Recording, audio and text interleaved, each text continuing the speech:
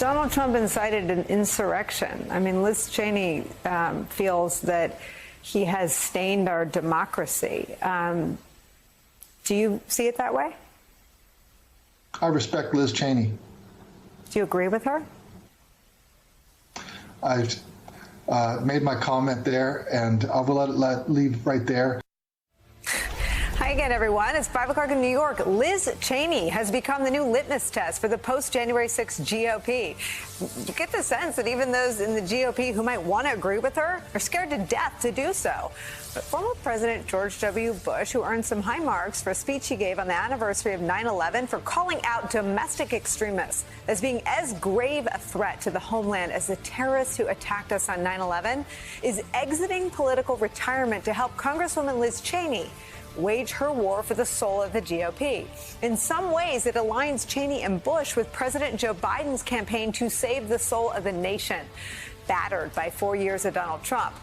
But Donald Trump isn't quite finished with his war against democracy. Bush will hold a fundraiser for Congresswoman Liz Cheney next month in Dallas, showcasing his allegiance to that itty-bitty, minuscule minority left in his old party who stand for truth and democracy. Trump and his allies have exiled Cheney for her adherence to the Constitution instead of to one man, and for her dedication to getting to the truth, especially when it comes to the truth about that deadly insurrection Donald Trump incited. And as for those Trump does embrace, it's clear their only prerequisite is loyalty to him. Aaron Blake writes this in the Washington Post, quote, Trump so far has endorsed around 36 candidates for office in 2022. It's according to Ballotpedia. Many of them are unsurprising endorsements of incumbents. But among the others, virtually every one of them is aimed at either unseating a Trump critic or installing someone who has promoted some of Trump's most far-flung false, stolen election claims. Sometimes little-known candidates with scant political experience. Imagine that. Of the 36 endorsements for 2022, Ballotpedia has tracked, 13 are either incumbents or have a personal tie to Trump. 6 are challenging lawmakers who either supported Trump's impeachment or criticized his false claims. Among the other 16, virtually every one of them has promoted the bogus, stolen election claims. 3 of them attended the January 6th rally that preceded the Capitol insurrection.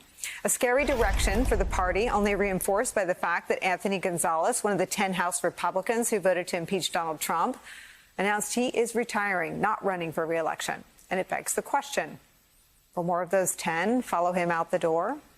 Aaron Blake sums up his reporting on the extremists Trump has injected into the GOP like this, quote, these are the kinds of figures Trump wants to lead the party into a new era. And the Republicans who have chosen not to speak up about such claims or to more harshly judge Trump's promotion of them have paved the way for such a scenario. The fight for the soul of the Republican Party is where we start this hour with some of our favorite reporters and friends. Aaron Blake, whose reporting we read from is here. He's the senior political reporter for the Washington Post. Also joining us, Republican strategist Steve Schmidt. And Carol Leonnig is here, national investigative reporter for the Washington Post and author of the best-selling book, I Alone Can Fix It. Steve Schmidt, I want to answer the question first of why this matters. And the why is because this isn't about an opposition party or a minority party that comes to the infrastructure negotiation with a smaller package for preserving and protecting our country's ailing infrastructure. This is about an opposition party, a minority party that, as you, I think, started noting and talking about on and off TV, has lurched toward autocratic norms, not democratic norms.